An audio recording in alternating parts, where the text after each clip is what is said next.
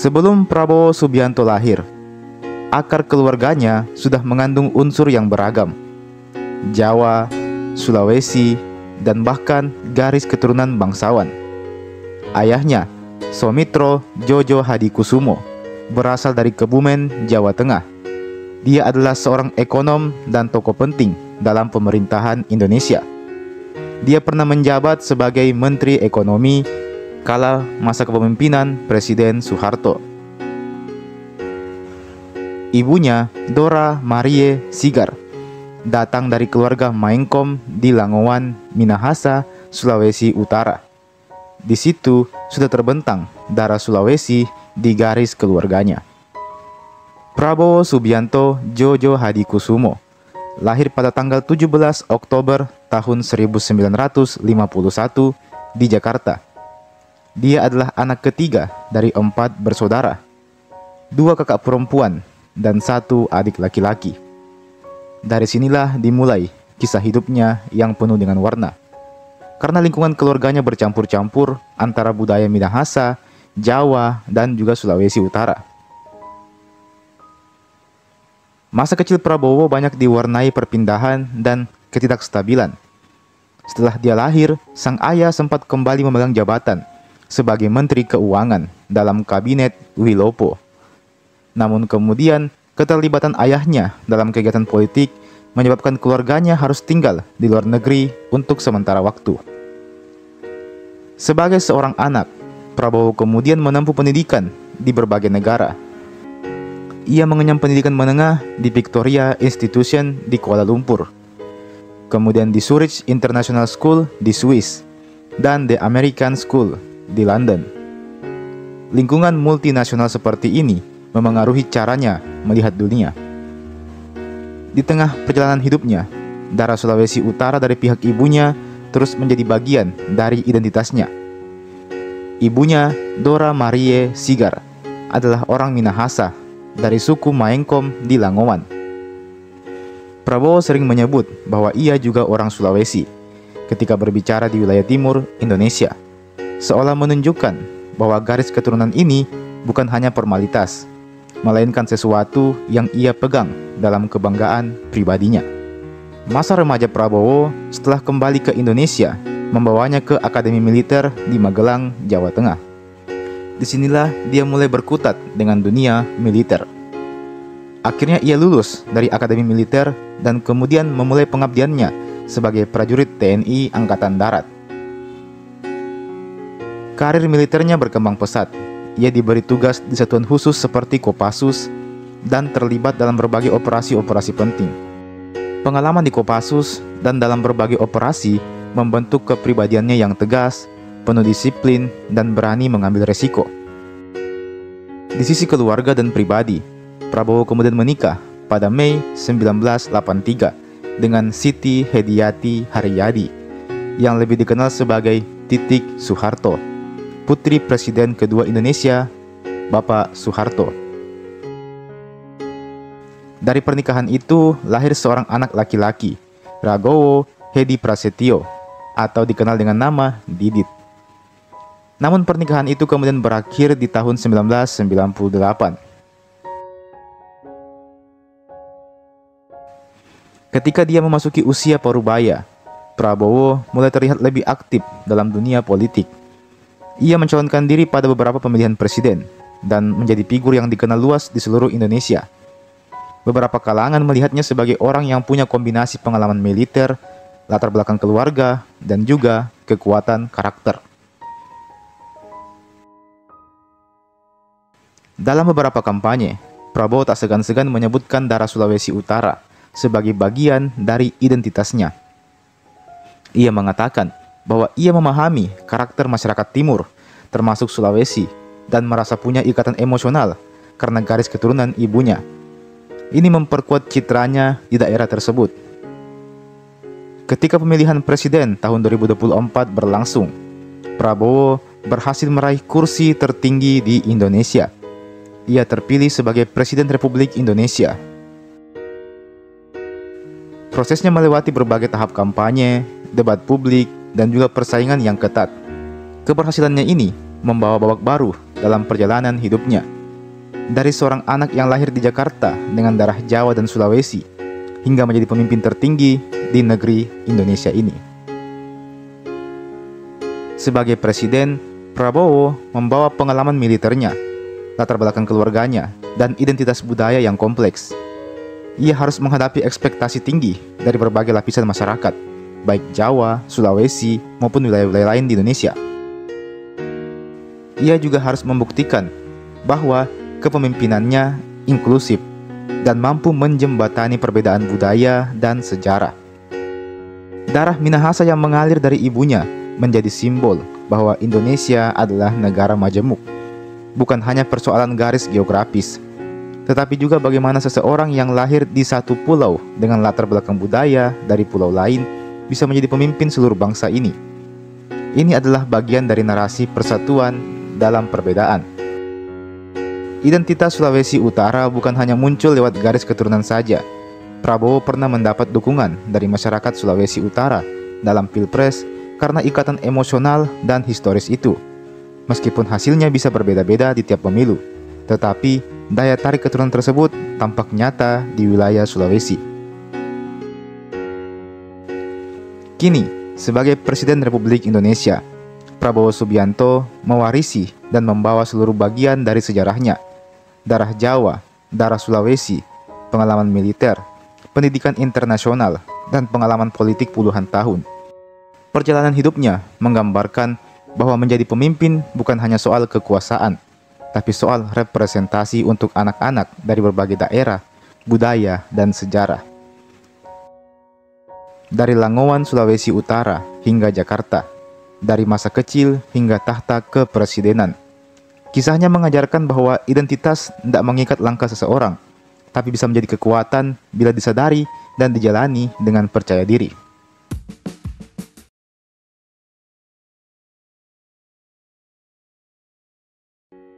Di ujung selatan Pulau Sulawesi, di sebuah kota pelabuhan bernama Watampone, lahirlah seorang anak yang kelak dikenal sebagai salah satu tokoh paling berpengaruh di Indonesia.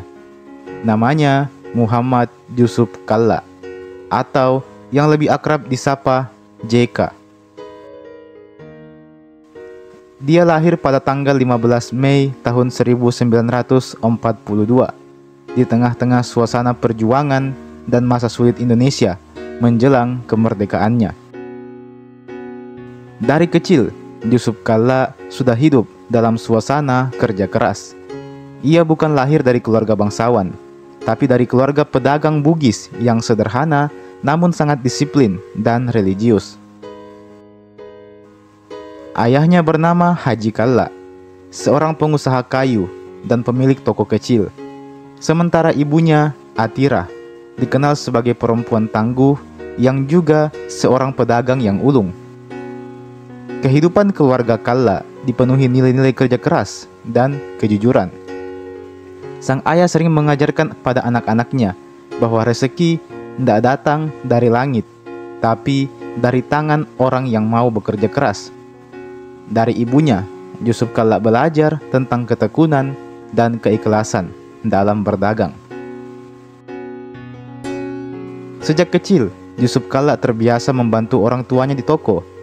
Dia belajar bagaimana melayani pembeli, menata barang-barang, dan mencatat hasil penjualan. Saat anak-anak lain bermain di sore hari, Yusuf Kalla justru sibuk menimbang beras atau mencatat utang-utang pelanggan. Lingkungan keluarga yang disiplin ini membentuk watak Yusuf Kalla menjadi pekerja keras, hemat, dan berpikir realistis. Ia belajar bahwa untuk menjadi sukses, seseorang harus memahami arti tanggung jawab bahkan sejak usia dini. Pendidikan menjadi hal yang penting bagi keluarga Kalla. Meskipun hidup di daerah yang masih terbatas fasilitasnya, ayahnya bertekad agar anak-anaknya bisa bersekolah tinggi. Yusuf Kalla menempuh pendidikan dasarnya di Makassar, kemudian melanjutkan ke Universitas Hasanuddin dan mengambil jurusan ekonomi. Di kampus, Yusuf Kalla dikenal bukan hanya pintar, tapi juga aktif berorganisasi. Ia sering menjadi pemimpin diskusi dan selalu punya ide-ide praktis tentang ekonomi dan pembangunan. Teman-temannya melihat, sejak muda dia sudah memiliki jiwa seorang pemimpin. Setelah lulus kuliah, Yusuf Kalla sempat melanjutkan studinya ke luar negeri, tepatnya di European Institute of Business Administration di Prancis. Di sana ia belajar manajemen bisnis modern, hal yang nantinya akan menjadi kunci suksesnya di dunia usaha. Sekembalinya ke Makassar, Yusuf Kalla tak memilih menjadi seorang pegawai negeri atau politikus. Ia memilih jalan bisnis, melanjutkan usaha keluarga yang dirintis ayahnya, yaitu NP Haji Kalla. Perusahaan ini bergerak di bidang perdagangan, transportasi, dan konstruksi. Di tangan Yusuf Kalla, perusahaan kecil keluarganya mulai berkembang pesat. Ia membawa cara berpikir baru, mengelola bisnis dengan sistem modern, memperluas jaringan, dan berani mengambil risiko. Dari sinilah awal mula kekayaan keluarga Kalla semakin bertumbuh. Salah satu langkah besar Yusuf Kalla adalah menjadi agen resmi Toyota di Indonesia bagian timur. Ia melihat peluang besar di sektor otomotif yang saat itu masih jarang digarap. Dari situlah perusahaan Kalla Group menjadi salah satu pemain penting dalam industri kendaraan di Indonesia bagian timur. Tak hanya otomotif, Yusuf Kalla juga memperluas bisnisnya ke bidang properti, energi, transportasi laut, hingga jasa keuangan. Dia tidak pernah takut mencoba hal-hal baru, selama masih sesuai dengan nilai kerja keras dan kejujuran yang diwariskan oleh orang tuanya. Meskipun sukses dan kaya, Yusuf Kalla tetap dikenal sederhana. Dia tak pernah berlebihan dalam hidupnya. Baginya, kekayaan bukan untuk dibanggakan, melainkan untuk dimanfaatkan demi kemaslahatan banyak orang. Dari ibunya, Yusuf Kalla juga belajar tentang pentingnya berbagi. Ibunya, Atira, terkenal dermawan di kampungnya. Dia sering menolong tetangga yang kesulitan tanpa pamrih. Sikap itu menular pada anaknya, Yusuf Kalla, yang kelak dikenal aktif dalam berbagai kegiatan sosial dan kemanusiaan. Saat krisis ekonomi melanda Indonesia tahun 1998, banyak pengusaha yang tumbang. Tapi perusahaan Yusuf Kalla tetap bertahan, karena ia selalu menjaga kepercayaan dan tidak bermain spekulatif. Ia dikenal jujur dalam berbisnis, memiliki reputasi yang membuatnya amat disegani. Kesuksesan dalam dunia bisnis membuat Yusuf Kalla mulai dilirik dalam dunia pemerintahan. Dia dipercaya menjadi Menteri Perindustrian dan Perdagangan pada masa Presiden Abdurrahman Wahid alias Gus Dur. Namun peran paling besarnya datang ketika ia menjadi Wakil Presiden Republik Indonesia. Pertama bersama Presiden Susilo Bambang Yudhoyono, kemudian yang kedua bersama Presiden Joko Widodo. Disinilah publik mengenal sisi lain Yusuf Kalla, seorang pemimpin yang cepat bertindak dan tegas mengambil keputusan. Dalam dunia politik pun, Yusuf Kalla tetap membawa nilai-nilai bisnisnya, efisien, tepat waktu, dan hasil yang nyata. Dia dikenal sebagai tokoh yang mampu menyelesaikan konflik melalui dialog, seperti yang dilakukan dalam perdamaian Aceh tahun 2005. Bagi Yusuf Kalla, kesuksesan bukan semata karena harta atau jabatan, tapi karena manfaat yang bisa dia berikan. Dia sering berkata bahwa kekayaan hanyalah alat, bukan tujuan. Dia ingin kekayaannya bisa membuka lapangan kerja dan membantu banyak orang. Dari seorang anak toko di Makassar, Yusuf Kalla menjelma menjadi pengusaha besar, politisi nasional, dan tokoh perdamaian. Kisah hidupnya adalah cerminan bahwa kerja keras, kejujuran, dan doa orang tua mampu membawa seseorang ke puncak keberhasilan. Dan di balik setiap kesuksesannya selalu ada nilai-nilai Bugis yang melekat kuat. Sipaka tahu, sipaka lebih, dan siri napace. Penghormatan terhadap sesama dan harga diri yang tak tergantikan.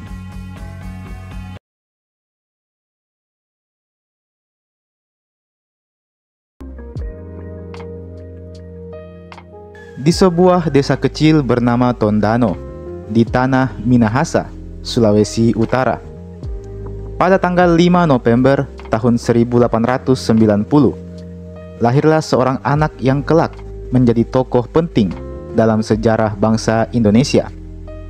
Ia bernama Gerungan Saul Samuel Jacob Ratulangi, atau yang di kemudian hari lebih dikenal dengan nama Dr. Sam Ratulangi. Sejak kecil, ia tumbuh di lingkungan yang menjunjung tinggi pendidikan dan semangat kebangsaan. Ayahnya bernama Josias Ratulangi, adalah seorang guru, sementara ibunya, Miranda Poli, juga dikenal sebagai perempuan yang cerdas dan tegas. Dari kedua orang tuanya, Sam belajar tentang pentingnya ilmu pengetahuan dan kerja keras. Nilai-nilai inilah yang menjadi pondasi hidupnya kelak sebagai seorang pemimpin dan juga sebagai seorang intelektual bangsa. Sebagai anak Minahasa di awal abad ke-20, Sam kecil tumbuh di masa penjajahan Belanda. Ia menyaksikan bagaimana rakyatnya hidup dalam tekanan kolonial. Namun ia tidak pernah memilih jalan kekerasan. Ia percaya bahwa ilmu pengetahuan dan pendidikan adalah kunci untuk membebaskan bangsanya dari keterbelakangan. Bakatnya terlihat sejak dini. Sam Ratulangi menempuh pendidikan di Holland Inlandske School atau HIS di Tondano. Ia melanjutkan sekolahnya di Sekolah Menengah Batavia, Jakarta. Di masa muda, ia dikenal sebagai pelajar yang rajin, kritis, dan haus akan pengetahuan baru. Perjalanannya kemudian membawanya jauh dari tanah air. Ia mendapatkan kesempatan untuk melanjutkan studi ke Belanda, tepatnya di Universitas Amsterdam. Di sanalah dia mempelajari matematika dan fisika, dua bidang ilmu yang pada masa itu sangat jarang ditekuni oleh orang-orang Indonesia. Di tahun 1919, menjadi tonggak penting dalam hidupnya. Ia berhasil meraih gelar Doctor in Mathematics and Physics, sebuah pencapaian luar biasa bagi putra Indonesia di masa kolonial. Dari sinilah gelar doktor melekat di depan namanya. Dia pun dikenal dengan nama Dr. Sam Ratulangi. Namun, kehidupan di Eropa bukan hanya tentang ilmu. Di sana, ia juga bergaul dengan para mahasiswa Asia lainnya dan mulai aktif dalam gerakan kebangsaan Indonesia di luar negeri. Ia ikut mendirikan Perhimpunan Indonesia, sebuah organisasi mahasiswa Indonesia yang memperjuangkan kemerdekaan melalui diplomasi dan kesadaran nasional. Sekembalinya ke tanah air, Sam Ratulangi tidak berdiam diri. Ia melihat bagaimana rakyat di Sulawesi hidup dalam keterbatasan, sementara pemerintah kolonial hanya peduli pada kekuasaan. Ia lalu bertekad untuk mengubah kondisi rakyatnya lewat pendidikan dan organisasi. Di tahun 1924, ia mendirikan Asosiasi Minahasa, sebuah organisasi yang bertujuan untuk memperjuangkan hak-hak rakyat Minahasa di bidang sosial, ekonomi, dan politik. Melalui organisasi ini, ia mendorong semangat persatuan dan kebangsaan sebagai orang Sulawesi. Tak hanya itu, Sam juga aktif menulis di berbagai media. Salah satu gagasan terkenalnya adalah konsep bahwa Indonesia adalah satu. Sebuah pandangan bahwa bangsa Indonesia harus bersatu tanpa memandang suku, agama, atau daerah. Pemikirannya jauh melampaui pemikiran orang-orang di zaman itu. Pada masa penjajahan Jepang, Dr. Sam Ratulangi juga tak tinggal diam. Ia tetap berusaha menjaga semangat rakyat, meskipun dalam kondisi yang sangat sulit. Setelah proklamasi kemerdekaan 17 Agustus 1945, nama Sam Ratulangi kembali muncul sebagai tokoh penting di wilayah timur Indonesia. Presiden Soekarno yang mengenal baik reputasi dan kecerdasannya kemudian memutuskan untuk mengangkat Dr. Sam Ratulangi sebagai gubernur pertama Sulawesi pada tahun 1945. Tugasnya teramat berat, menyatukan daerah-daerah di Sulawesi agar mendukung Republik Indonesia yang baru lahir ini. Sebagai gubernur, ia pun berkeliling dari satu daerah ke daerah yang lain, dari Makassar hingga Manado, untuk menyebarkan semangat kemerdekaan. Ia menegaskan bahwa Sulawesi adalah bagian dari Indonesia, bukan wilayah yang bisa dipisahkan atau dikendalikan oleh kekuatan asing. Namun perjuangannya tidak selalu mudah. Pada masa agresi militer Belanda, ia sempat ditangkap dan dibuang ke Serui, Papua. Meski jauh dari tanah kelahirannya, semangatnya tidak pernah padam.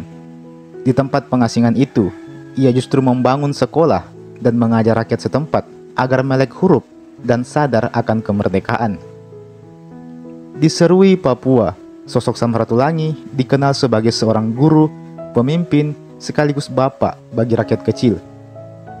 Ia selalu berkata bahwa perjuangan bukan hanya di medan perang, tapi juga di medan pendidikan. Bagi Sam, kemerdekaan sejati adalah ketika rakyat bisa berpikir bebas dan berilmu. Setelah dibebaskan, kesehatannya pun mulai menurun akibat penderitaannya selama masa pengasingan. Namun, sebelum sempat menikmati hasil perjuangannya, sayangnya, pada 30 Juni 1949, Dr. Samratulangi wafat di Tondano, di tanah kelahirannya sendiri. Kabar wafatnya mengguncang seluruh Sulawesi. Rakyat Minahasa berduka, dan pemerintah Republik Indonesia mengenangnya sebagai salah satu pahlawan besar bangsa. Namanya kemudian diabadikan menjadi pahlawan nasional pada tahun 1961. Jasa-jasanya terhadap rakyat Sulawesi sangat besar. Ia membuka akses pendidikan, memperjuangkan kesetaraan, dan menyatukan masyarakat dari berbagai latar belakang yang berbeda.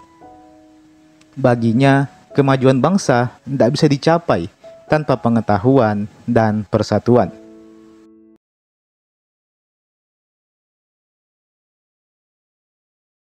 Dalam sejarah panjang Indonesia, nama Baharudin Yusuf Habibie akan selalu dikenang sebagai sosok jenius bangsa.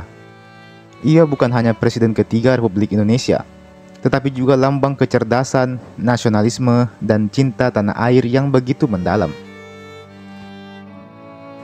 Namun di balik kisah besar tentang teknologi dan politik, tersimpan kisah kecil yang tak kalah bermakna. Kisah tentang darah Bugis yang mengalir dalam dirinya. Habibie lahir pada 26 Juni 1936 di Parepare, Sulawesi Selatan, sebuah kota pelabuhan kecil yang tenang. Namun, menjadi saksi lahirnya salah satu putra terbaik bangsa Indonesia. Ia lahir dari pasangan Alwi Abdul Jalil Habibie, seorang pejabat berdarah Gorontalo, Bugis, dan R.A. Tuti Marini Puspo Wardojo, seorang perempuan berdarah Jawa. Dari sinilah darah percampuran dua budaya besar Indonesia mengalir dalam dirinya. Timur dan Tengah, laut dan darat, Bugis dan Jawa. Meski lahir di Sulawesi, masa kecil Habibie tak banyak dihabiskan di tanah kelahirannya. Setelah ayahnya wafat ketika ia masih berusia 14 tahun, sang ibu membawanya merantau ke Jawa demi masa depan anak-anaknya. Di sana, Habibie tumbuh dan belajar di lingkungan yang jauh dari akar kebugisannya. Tapi meski begitu, ia tak pernah benar-benar melepaskan ikatan batin dengan tanah Bugis. Habibie muda dikenal sebagai anak yang pendiam, tekun, dan sangat rajin belajar. Di balik kesederhanaan sikapnya, ada tekad baja yang seolah mewarisi semangat Siri Napace dari leluhur Bugisnya. Siri, harga diri, menjadi nilai yang menuntunnya untuk selalu berbuat sebaik mungkin, tak pernah menyerah dan selalu menjaga kehormatannya. Ketika ia menempuh pendidikan tinggi di Jerman, jauh dari Indonesia, nilai-nilai itulah yang menemaninya. Ia bukan hanya berjuang demi diri sendiri, tapi juga demi bangsa yang dicintainya. Ia sering berkata bahwa kerja kerasnya adalah bentuk tanggung jawab terhadap darah Bugis yang mengalir dalam dirinya. Darah yang pantang menyerah, dan tak mengenal kata mundur. Dalam berbagai kesempatan, Habibie selalu menyebut dirinya sebagai anak Bugis dari Parepare. Kalimat sederhana itu mengandung makna besar, sebuah pengakuan dan kebanggaan akan identitas. Ia tahu bahwa dirinya tidak tumbuh di tengah budaya Bugis, namun ia selalu menghormati nilai-nilai leluhurnya, terutama dalam hal integritas, kejujuran, dan loyalitas. Ketika banyak orang Sulawesi memandang Habibie sebagai simbol kejayaan daerahnya, beliau sendiri justru melihatnya dari sisi yang lebih luas. Baginya, menjadi orang Bugis berarti menjadi manusia yang bertanggung jawab terhadap sesama, berani menghadapi tantangan, dan siap mengabdi untuk bangsa tanpa membeda-bedakan asal-usul. Habibie tak pernah tinggal lama di Sulawesi, namun jejak darah Bugis itu nyata dalam cara berpikir dan juga sikapnya. Dalam ketegasan dan kecepatan pengambilan keputusan, tampak karakter Bugis yang berani dalam kelembutan dan kebijaksanaannya. Terlihat nilai-nilai Jawa dari ibunya. Dua dunia itu berpadu membentuk nilai pribadi yang unik dan luar biasa. Sebagai presiden, Habibie dikenal dengan keberaniannya dalam mengambil keputusan besar. Salah satunya adalah melepaskan Timor Timur. Banyak yang menilai itu langkah kontroversial. Namun Habibie melihatnya sebagai bentuk tanggung jawab moral.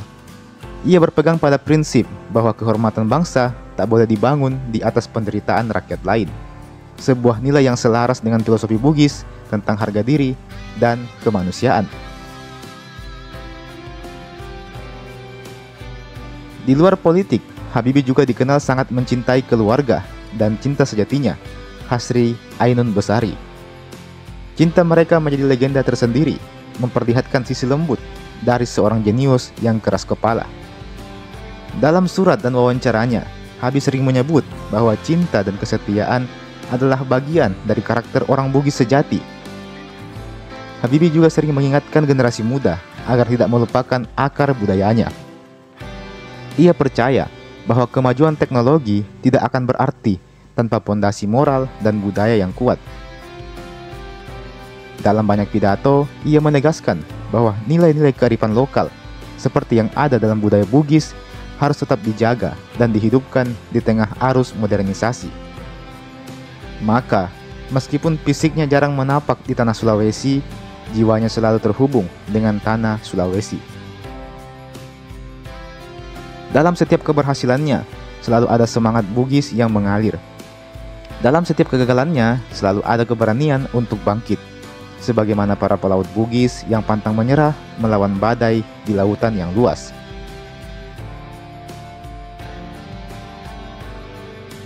Kini, ketika nama Habibie dikenang di seluruh penjuru negeri, masyarakat Sulawesi menyebutnya dengan penuh kebanggaan. Ia bukan hanya presiden dari Parepare, tapi juga simbol bahwa darah Bugis dapat mengalir hingga ke puncak tertinggi bangsa Indonesia. Ia membuktikan bahwa meski seseorang jauh dari tanah leluhur, nilai-nilai budaya bisa tetap hidup dalam hatinya.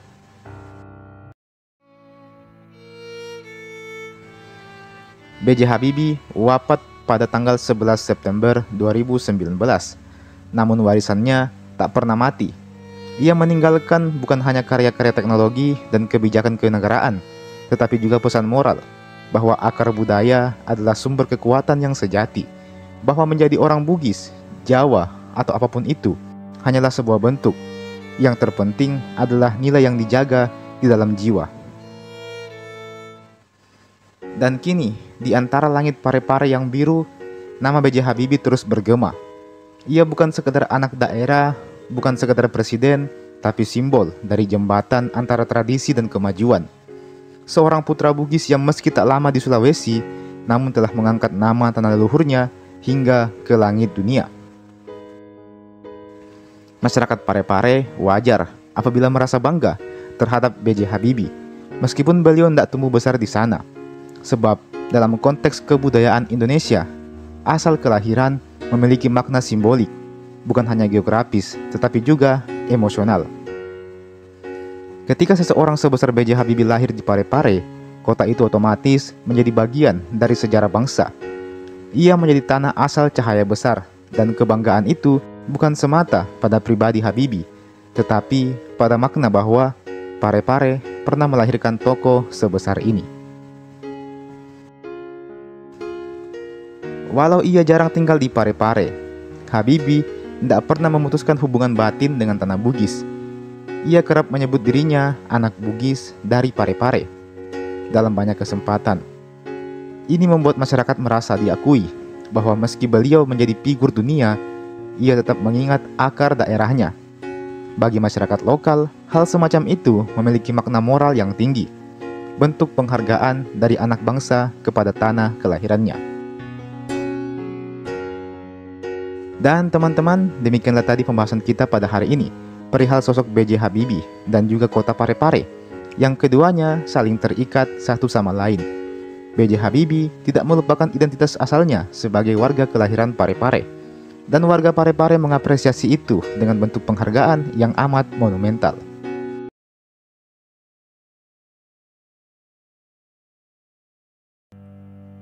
Di antara kisah panjang perjuangan rakyat Indonesia melawan penjajahan, nama Arung Palaka selalu muncul dengan dua wajah yang berbeda. Ada yang menyebutnya sebagai pahlawan bagi rakyat Bugis, tapi ada pula yang mengutuknya sebagai pengkhianat bangsa. Arung Palaka lahir di sebuah wilayah bernama Tanete di daerah Sopeng, Sulawesi Selatan, sekitar tahun 1630-an. Dia berasal dari Kerajaan Bone, salah satu kerajaan besar di Jasirah Selatan, Sulawesi. Sejak kecil, Arung Palaka tumbuh di tengah situasi politik yang penuh dengan kekacauan dan penindasan. Saat itu, Kerajaan Goa di bawah Sultan Hasanuddin sedang berkuasa. Goa menjadi kerajaan terkuat di kawasan timur Nusantara. Namun, kekuatan itu juga membawa penderitaan bagi beberapa kerajaan Bugis, termasuk Kerajaan Bone. Banyak bangsawan dari rakyat Bone yang dijadikan budak setelah Goa menaklukkan kerajaan mereka. Arung Palaka sendiri pernah merasakan hidup sebagai tahanan di bawah kekuasaan Goa. Dari sanalah muncul tekad dalam dirinya untuk membebaskan rakyat Bugis dari belenggu penindasan. Kebencian Arung Palaka terhadap Goa tumbuh seiring dengan waktu yang terus berjalan. Baginya, Goa bukan sekedar musuh politik, melainkan simbol dari kekuasaan yang menindas bangsanya. Maka ia bersumpah suatu hari nanti akan menebus penderitaan rakyat Bone. Namun nasib membawanya jauh dari tanah kelahirannya. Arung Palaka pada suatu momen melarikan diri ke wilayah Batavia yang sekarang dikenal dengan nama Jakarta. Batavia kala itu adalah wilayah yang dikuasai oleh pihak Belanda. Di sanalah sejarah mulai mencatat sisi gelap yang kelak muncul dan membuat namanya dibenci oleh sebagian besar orang Indonesia. Di Batavia, Arung Palaka menjalin hubungan dengan POC, perusahaan dagang Belanda yang perlahan-lahan berubah menjadi kekuatan penjajah di Nusantara. Arung Palaka melihat kesempatan besar. Ia tahu bahwa hanya dengan bantuan POC, ia bisa menantang kekuasaan besar Kerajaan Goa. Maka, ia pun bersekutu dengan Belanda, meski ia tahu aliansi itu akan membawa konsekuensi besar di masa depan. Arung Palaka tahu POC bukanlah organisasi kebaikan. Namun, mau bagaimana lagi? Ia harus melakukannya. Meskipun dalam hatinya sendiri, dia membenci POC. Tahun 1666, Arung Palaka kembali ke Sulawesi bersama pasukan POC. Dia memimpin perlawanan besar melawan Goa yang dipimpin oleh Sultan Hasanuddin, tokoh yang kini justru diangkat sebagai pahlawan nasional. Pertempuran demi pertempuran terus terjadi. Inilah yang disebut dengan Perang Besar Makassar. Hingga akhirnya 3 tahun kemudian, pada tahun 1669, Kerajaan Goa resmi jatuh. Benteng Somba Opu, simbol kebesaran kerajaan itu, hancur lebur. Dan kemenangan itu membawa nama Arung Palaka ke puncak kejayaannya. Pada momen itu, Arung Palaka juga diangkat sebagai Raja Bone yang ke-17. Namun, di balik kemenangan itu, luka besar terus menganga. Banyak rakyat Bugis dan Makassar yang menjadi korban. Kerjasama Arung Palaka dengan POC dipandang sebagai tindakan pengkhianatan terhadap semangat persatuan bangsa. Bagi rakyat Makassar, Arung Palaka adalah pengkhianat yang membantu penjajah menghancurkan saudaranya sendiri. Tapi bagi rakyat Bone, dia adalah pembebas yang berhasil menghapus masa kelam perbudakan di bawah kedikdayaan Goa. Inilah dilema terbesar dalam sejarah Arung Palaka. Ia membebaskan bangsanya, tapi dengan cara yang dianggap mengorbankan bangsa lain. Ia membawa kemerdekaan bagi sebagian, namun penderitaan bagi sebagian yang lain.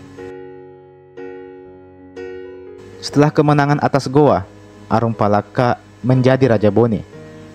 Ia berkuasa dengan dukungan penuh dari POC, dan kekuasaannya meluas hingga ke berbagai wilayah di Sulawesi Selatan. Namun hubungan dengan Belanda tidak selalu berjalan mulus. Arung Palaka seringkali menolak perintah yang dianggap melampaui batas. Ia bukan boneka. Dalam beberapa catatan, ia bahkan berani menentang kebijakan POC yang merugikan rakyatnya. Meski demikian, cap sebagai pengkhianat sudah terlanjur melekat pada dirinya. Banyak tokoh sejarah menilai bahwa keberpihakannya kepada POC telah membantu memperkuat posisi Belanda di Indonesia bagian timur. Karena itulah, hingga hari ini Arung Palaka tidak pernah diangkat sebagai pahlawan nasional. Pemerintah Indonesia menilai tindakannya lebih banyak menguntungkan penjajah daripada memperjuangkan kemerdekaan bangsa secara keseluruhan. Namun bagi sebagian sejarawan, keputusan itu terlalu hitam putih. Mereka melihat Arung Palaka sebagai sosok yang kompleks, seorang pemimpin yang bertindak sesuai dengan kondisi zamannya, di mana pilihan antara baik dan buruk tidak selalu jelas di zaman itu. Ia berjuang bukan untuk Belanda, tapi untuk rakyat Bugis yang menderita. Lagi pula, di zaman itu belum ada istilah Indonesia. Ia melihat Belanda sebagai alat dan bukan sebagai tujuan. Tanpa dukungan mereka, mungkin rakyat Bone tidak akan pernah lepas dari dominasi kerajaan Goa. Dan kini, lebih dari 3 abad kemudian, nama Arung Palaka tetap menimbulkan perdebatan dan kontroversi. Di satu sisi, ia adalah simbol kebangsaan Bugis. Di sisi lain, ia adalah pengingat betapa rumitnya perjuangan dalam masa penjajahan. Mungkin, daripada memandangnya semata sebagai pahlawan atau pengkhianat, kita perlu melihat Arung Palaka sebagai seorang manusia biasa, sebagai pemimpin yang berani dalam mengambil resiko besar demi bangsanya, yaitu warga Bugis. Meskipun pada akhirnya dia harus menanggung kebencian sepanjang sejarah dari seluruh saudara-saudaranya di Indonesia.